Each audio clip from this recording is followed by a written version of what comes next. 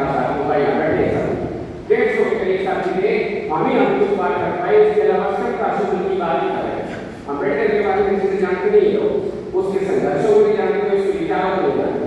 सवाल ये है कि इसके बगैर जो अम्बेडकर का विचार था, अब ये जो अम्बेडकर का विचार है भारत के संविधान के अंदर किस प्रकार से शामिल होता है और भारत के संविधान की आज क्या स्थिति है, भारत का संविधान कह क्या रहा था, इसके ऊपर भी कुछ बातें मैं आपके साथ साझा करना चाहता हूँ। जिसका हमने विषय रखा समय कि भारत का विचार और अम्बेडकर ये ये जुड़वा है, एक ओबीसी के रूप में अलग नहीं है। भारत का विचार पैदा करने में अम्बेडकर का बहुत बड़ा योगदान है।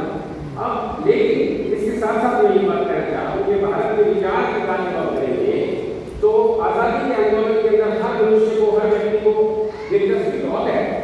हम इसी प्रकार से भगत सिंह को याद करते हैं, इसी प्रकार से बहुत सारे सुभाष चंद्र बोस को याद करते हैं, हर एक को स्वतंत्रता सेनानियों को हम याद करते हैं, उनकी शहादतों के उसमें नमन करते हैं। हमारे दिलों के ऊपर एक तरह से उनकी कृतज्ञता का भाव आज भी हर जन के अंदर दिमाग के अंदर रहता है। लेकिन जो काम हुए इस प्रकार से उन्होंने अपना जीवन दिया वो समझने की जरूरत है साथियों, आज बहुत ज्यादा जरूरत है इस बात की। 4 धाराएं मैं रखना चाहता हूँ, 4 धाराएं की आजादी के आंदोलन में आमतौर पर ये 3 धाराओं की चर्चा होती है, लेकिन मैं आपसे चौथी धारा की बात भी करूंगा।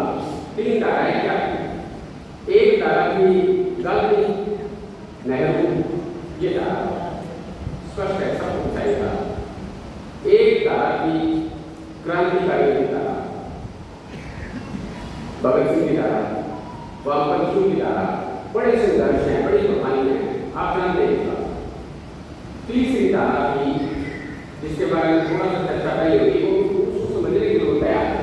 वो धारा थी दक्षिणपंथ की धारा, ये सत्ता है जो सत्ता में बैठे। और चौथी धारा थी अम्बेडकर की धारा। साथियों अम्बेडकर बात है, इसको भूलना नहीं चाहिए। ये 4 धाराएं जो है आजादी के आंदोलन के अंदर काम कर रही है। एक जो धारा है जिसका आज सत्ता के ऊपर कब्जा है, उसको अंग्रेजों से लड़ाई नहीं करती, लेकिन उसको भारत के समाज के अंदर अपने विचारों का वर्चस्व स्थापित करना है। ये लड़ाई उनके लिए है, वो भी लड़ रहे हैं, वो हिंदू राज्य के लिए, राष्ट्र के लिए लड़ रहे हैं, हिंदू राष्ट्र बनाना है। 1925 से 24 से और उससे पहले हिंदू राष्ट्र बनाने का विचार जो है आपके सामने आजादी के आंदोलन के अंदर दिखाई देता है, वो भी धारा है। दूसरी धारा जो है वो धारा ये है कि धर्मनिरपेक्षता, प्रजातंत्र, समाजवादी, वैश्विकवाद में शब्द जुड़े हैं, उस समय के विचार है जो बाद में लेखन बन गए हैं। एक विचारधारा ये न्याय की बात, समानता की बात, स्वतंत्रता की बात, अधिकारों की बात, ये विचार। और एक विचारधारा ये है कि केवल इतने से भी बात नहीं करता, भूमि सबको बांटो, आर्थिक समानता की बात लेकर आओ। ये 3 विचारधाराएं टकरा रही हैं। चौथी विचारधारा अम्बेडकर की है, जिसने क्या किया, जिसने परिवर्तन की लड़ाई लड़ रहे हैं और साथ में आर्थिक और राजनीतिक मोर्चे के ऊपर बहुत गहरा चिंतन कर रहे हैं।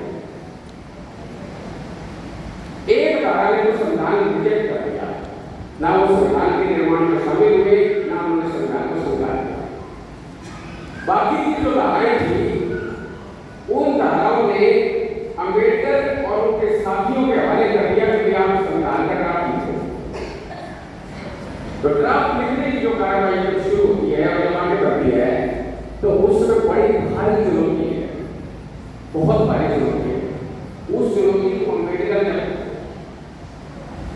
ले रहा है और संविधान लिखा जा रहा है, तो उस संविधान का जो स्वरूप निकल के आया, ये भारत का विचार है। एक धारा उस विचार की नहीं मानती, लेकिन बाकी की जो 3 धाराएं, उन तीनों धाराओं के विचारों को संविधान के अंदर कलमबंद कर दिया अम्बेडकर। सहमतियां बनवा दी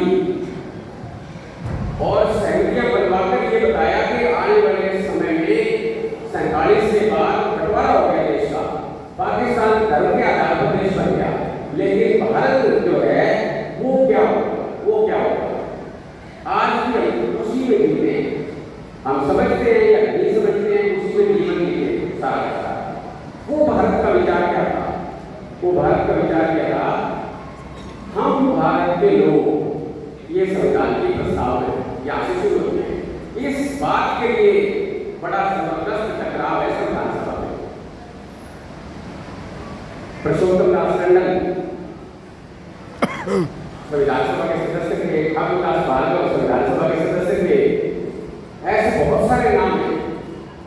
वो क्या कहते थे, संविधान का पहला वाक्य ईश्वर के नाम पर होना चाहिए, पहला वाक्य ईश्वर के नाम पर होना चाहिए। ये बाकी की जो धाराएं थी संविधान सभा के अंदर, इन्होंने कहा कि हम भारत के लोग यहाँ से शुरू करेंगे, क्योंकि हम भारत के लोग जो हैं वो दरअसल शासन को चलाते हुए, व्यवस्था को चलाते हुए न्याय, समानता और स्वतंत्रता के मूल्यों को अपने समाज के अंदर स्थापित करेंगे। हम भारत के लोग जीत। ये संविधान की शुरुआत वहां से, इसलिए साइंटिफिक टाइप के लोग संविधान को इस तरह से देखते हैं। और ये जो प्रस्तावना है, इस प्रस्तावना में एक एक नागरिक को, एक एक भारतीय व्यक्ति को इतनी विशाल पहचान प्रदान करती है। पहचान क्या की बात की? पहचान फलाने का मुदेरा है, फलाने का जो है मतलब जात गोद नाम, इस पे पहचान है, गांव कमांड वाली भी पहचान है। लेकिन वो संविधान भारत के नागरिक की पहचान है। वो संविधान 4000 साल की सामाजिक व्यवस्था को पलट दिया, 4000 साल की सामाजिक व्यवस्था को पलट दिया। और वो सामाजिक व्यवस्था अन्याय और उत्पीड़न के आधार पर जाति व्यवस्था को कायम करके चलती है, और वो सामाजिक व्यवस्था महिलाओं के खिलाफ, दलित, शूद्र और महिलाएं, ये पूरे समाज व्यवस्था के अंदर कहीं नहीं खड़े। ये केवल और केवल चाकरी करने के लिए, गुलामी करने के लिए, भूखे पेट सोने के लिए, शोषण के लिए 4000 साल की व्यवस्था इनको इन नियमों के अधीन रखती है। और हमारा संविधान इस व्यवस्था को पलट देता है, पूरी व्यवस्था।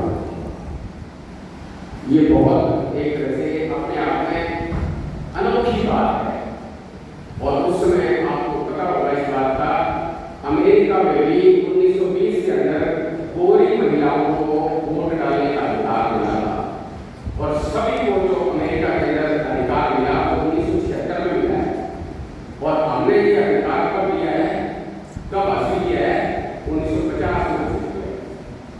जो पहला चुनाव आयोग है, उस पहले चुनाव आयोग का जो काम है पूरा